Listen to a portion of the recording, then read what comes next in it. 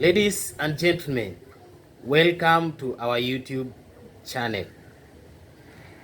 Reports reaching us now is that the Interpol and Asset Recovery Agency are investigating 25 billion Kenyan shillings that were channeled from Nigeria and from Dubai to Kenya. From what the Interpol are saying is that a top Kenyan politician has been engaged in this scandal and has been supporting money launderers from Nigeria. The question is, who is this Kenyan politician that has been supporting money laundering? If you have an idea of who this Kenyan politician, please let me know in the discussion box. Now, in this discussion today, we are going to do what I have called an intelligent guesswork. We simply want to guess who is this top Kenyan politician. And I am going to give my view of who I think this person is. And please give me what you think is this Kenyan politician in the box. But before we do that, please take a second or two to press that subscription button so that next time we produce a video like this, YouTube will automatically notify you. For those of you who have already subscribed, thumbs up. Let us keep on keeping on. Yeah, let us keep on keeping on. My name is Collins Lion. Those of you who don't know me, we do political analysis where we educate, we teach, we reform, and empower our youth and the public in general on matters politics and governance in Kenya. Yes, please take a minute, a second I mean, to subscribe to our YouTube channel. So who is this top Kenyan politician? Now, let us think about this. In Kenya, we have only 3 top Kenyan politicians. We only have 3 top politicians in Kenya today. Number 1 is Kamwana, Uhuru Kenyatta. Number 2 is Raila Amolo Odinga. And number 3 is His Excellency Deputy President William Ruto. Now, we are going to use a simple elimination method. Simple elimination. Let us start with Uhuru Muigai Kenyatta and ask the question, can Uhuru Kenyatta engage in money laundering? Can he engage in money laundering? And in my view, Uhuru Kenyatta cannot do that. Why? Because of his stature as the president. I think Uhuru is exposed to more resources. He's exposed to a lot of money and all that luxuries that cannot allow him to engage in money laundering business, in my view. And number 2 is that if in any case he wanted to transfer any money from anywhere to Kenya, he would have used his bank, his family bank. You know that family bank belongs to the Kenyattas. So there was no need of him going to use Equity Bank or the African Bank, United Bank of Africa. So in my view, that eliminates Uhuru Kenyatta out. And we are left with the 2, Raila Amolo Odinga and William Samoei Ruto. There are chances that these 2 guys can engage in in money laundering. It is possible. But let us dissect these two people. Let us start with the Raila Amolo Odinga. In my view, Raila Amolo Odinga has been an economic reformist, if I can call him that way. He has been an enigma that has fought for economic transformations. He has fought for justice, and in my view, he has integrity as a person. That's why we call him the statesman. So in my view, Raila Amolo Odinga cannot engage in money laundering. And in any case, Raila Amolo Odinga does not need money for campaign. He doesn't need money for campaign. Why? Because Raila Amolo Odinga enjoys the support of the Mount Kenya business community. Number two, Raila Amolo Odinga enjoys the deep state, if there is a deep state in quote and quotes. So I think he cannot engage in money laundering. But again, think of it, if he wanted to transfer this money, he could not have used the two respective banks that we have mentioned, but he will have conducted Uhuru Muigai Kenyatta, and he will have channeled money through Uhuru's account. So that one eliminates Raila Amolo Odinga and leaves us with one Samoei Ruto. Guys, tell me what you think in the box. And I have said I don't have facts. These are intelligent guessworks. These are just guessworks. Now, let us look at the possibilities of Ruto engaging in this scandal. Is Ruto at the center of this scandal? And I'm going to give some reasons why I think Ruto should have come out clearly and disputed these claims, because most Kenyans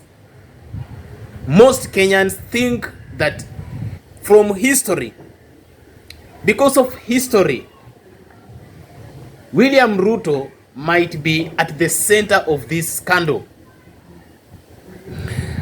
I will have wanted my Vice President William Ruto to come out, not to be silent, but come out and say, hey guys, you see, I know these are there are claims about ABCD, but this, I am not part and parcel of it. But let me quickly give you reasons why I think William Ruto is at the center of this syndicate.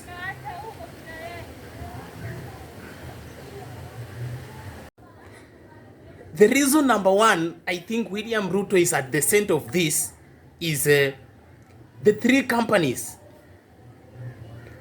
One company operates in Kenya, another company operates in Dubai, and another company operates in Nigeria. The first company is called Avalon Offshore. Then the second company is called the REMX Limited. Then the third company is called the Multigate company. Multigate Capital. These three companies, my good friends, they have accounts in Equity Bank. My question is, and I want you also to think, and I say this is an intelligent guesswork, just an intelligent guesswork, no facts, intelligent guesswork. Why Equity Bank? I want to remind you something, that the same time this money was channeled to Equity Bank is the same time that William Samoei Ruto said that he had made a call to Equity Bank, and Equity Bank had given his friend Harun Aden 15 billion shillings. Just put those facts, put those pieces together and see if you can deduct some meaning from that, because all these three banks have accounts in Equity Bank, and that is where Equity Bank is one of the banks that is being investigated for having received over 5.6 billion shillings. So these banks are being investigated and they have accounts. I mean, these accounts are being investigated and they are in Equity Bank. They have accounts in Equity Bank. And Equity Bank has a history with William Ruto of giving him 15 billion shillings. 15 billion shillings. That was a very serious claim. And so that is the reason I think William Ruto, in one way or the other, is having a hand in this cookie jar. The second reason is the money that was channeled from Dubai. The money that was channeled from Dubai came the same time that William Ruto sneaked out of the country and went to Dubai. If you remember, the same time, November last year, when the deputy president sneaked and went to Dubai, nobody knew the motive of his trip. He spent there 3 days. 3 days. 3 days. I mean 4 days. But even while he was there, nobody knew. And attempts to ask Emmanuel Talam and David Mukonyi, his assistants, his aides, they refused to talk about it. And the 4-day trip in Dubai, the deputy president made several people. One of the people was Atiq Abubakar, the former vice president of Nigeria, and another politician. Just what was in the offing. I said this is an intelligent guessing, and please, you will indulge me, but try to put these pieces together and see if you can deduce anything from it. Now, the third reason why I think William Ruto is at the center of this syndicate is this. William Ruto has suspended his campaign for 3 weeks. 3 weeks. The question is, why 3 weeks? And why is this? Why has he suspended these campaigns? Political pundits are saying William Samuel Ruto is bankrupt. Is bankrupt. Now, why is he bankrupt? I read a post posted by Mutahi Ngunyi today, and I want you to read this post and see what Mutahi Ngunyi says.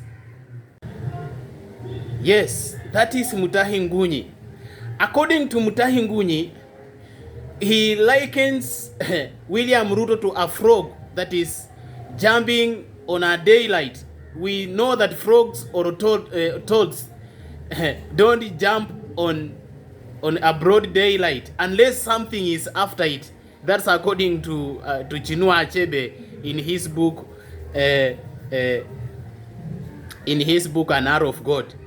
So, according to Mutahi Ngunyi, William Ruto has suspended his campaigns simply because he is broke. He's broke, period. So the question is, why is William Ruto broke? If going by Mutahi Ngunyi, why is William Ruto broke? In my view, I want to link his being broke to this syndicate, because this money and these accounts has been frozen. No money is coming out of those accounts until investigation is completed. So in my view, William Ruto's money, or the money that he was expecting to use, and he was using this money from these accounts, but the accounts has been frozen. So therefore, he don't have money. If we can borrow from Mutahi Ngunyi, if indeed William Ruto is broke, then we can deduce that he's broke because the money that he was expecting from these accounts have been frozen and the accounts are under investigation. Please, these are just my assumptions, my guesses. Please let me know what you think, or who can be this guy, who is this top politician that has been involved in this syndicate. Please, thank you. Let us meet in our next video. Thank you so much for keeping on subscribing.